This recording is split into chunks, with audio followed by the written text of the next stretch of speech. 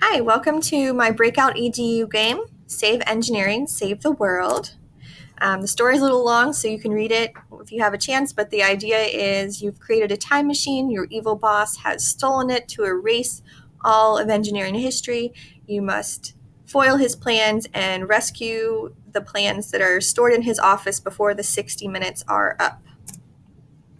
This game uses the 3-digit lock, the 4-digit lock, the directional lock, and 2 5-letter word locks. You can also modify that to use 1 5-letter word lock and a key lock.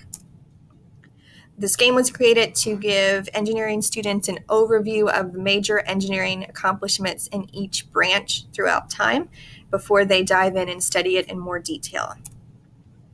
So the clues the students start out with, you could put these on their table or put them in an envelope, is the transportation clue, which opens the 3-digit lock. And this one is a riddle, and it talks about various people who've created transportation throughout time, like the brothers Wright, Newcomen and Watts, Ford, Otto Cycle. All these people contributed to engineering for transportation in some way. So, and there's also some dates at the bottom and some math for them to do with those dates. So once they have deciphered the riddle, they'll realize they need to put the dates with the person that it corresponds to, so it puts them in this order. And then once they have the dates in that order, they subtract and add according to the bottom part of the riddle, and it ends up with the answer, which is 578, and opens the 3-digit lock that is on the small lockbox. The other clues that they're given to start with is the weapons clue. And this one just looks like a document about things like fireworks and rocket power, and missiles and things like that. And at first glance, it doesn't seem like it does anything, but when the students look at it more closely, they will realize that certain letters are capitalized that should not be. So the first one is this P, an explosive, the O, an iron. When they put all of those letters in order, it spells out pointer, focus, and beam, which is a tribond type of clue. Those 3 words have the word laser in common, which also happens to work well with the fact that all of these little sections they're reading have to do with weapons engineering, and laser can be a weapon as well. And so that is one of the 5-letter locks, will be laser, and that is on the big lockbox. Another clue they're given right away is this crossword, and they can't actually do anything with their crossword until they open the small lockbox, because they need the black light flashlight to reveal which letters they need. But they can go ahead and fill it out. This tiny URL will lead them to information that will help them answer the crossword clues. And when it's filled in and they shine the black light on it, they will see these letters are lit up. And when you unscramble them, it spells solar, which I set another 5-letter lock to solar. If you do not have an additional 5-letter lock, you could always print out or draw a picture of a sun or a solar panel if you want it to be even more obvious, and tape a key to the key lock to that, because this game doesn't utilize the key lock.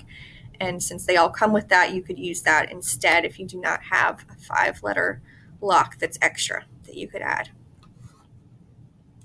Once they've gone through these clues and they've opened the small box, they'll find the black light in there that they need for that crossword puzzle. And then they will find an additional clue, the computer clue.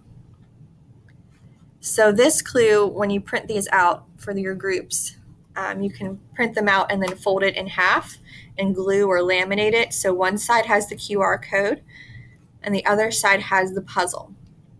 When they watch the video that the QR code takes them to, it's all about computing history. And near the end, it talks about how ABC preceded ENIAC. And that is what they need to fill in right here. So it would be ABC and then spell out ENIAC. And they have the clue preceded to help them realize ABC preceded ENIAC. And then they have a second clue, text to hex. So once they've got their text of those letters, They were going to change that over to hexadecimal, each letter individually, and it does matter that they are capitalized. It'll be a different number if you put it in lowercase. But they have those numbers. For 4, it's really 4E for the N, but we left off the E, just adding the numbers. And when they add those two numbers and divide, they get 0.692, which opens the 4-digit lock on the large lockbox. The last clue they need to open the directional lock is not in any boxes or packets. It's just taped up around the room. You'll print out these colored arrows, and each colored arrow has a URL on it, and they are the same. It all goes to the same map, which I'll show you in a second. But they're various colors pointing either up or down. And so once they go to the tiny URL, it will take them to this map. And these are famous buildings in engineering history, like the Great Pyramid, Colosseum. And you guys will see that these all have a dominant color. So this is green, blue, orange, brown, gray, and so on.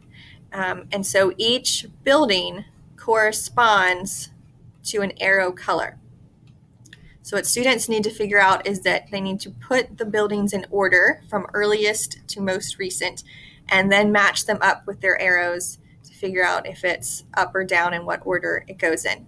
If you do not have the old directional lock that can go however many directions you choose, you could always drop 2 of the arrows so that you just have 5 arrows up in the room, and the students would need to figure out which buildings went with the arrows that are still present at this point. And so that modification would work with the new kits. And when students are done, they've opened all of those locks. Inside the final box, they'll find blueprints for a DeLorean time machine, and they have saved engineering from their evil boss by getting their time machine plans back. So I hope you enjoy the game. Save engineering, save the world.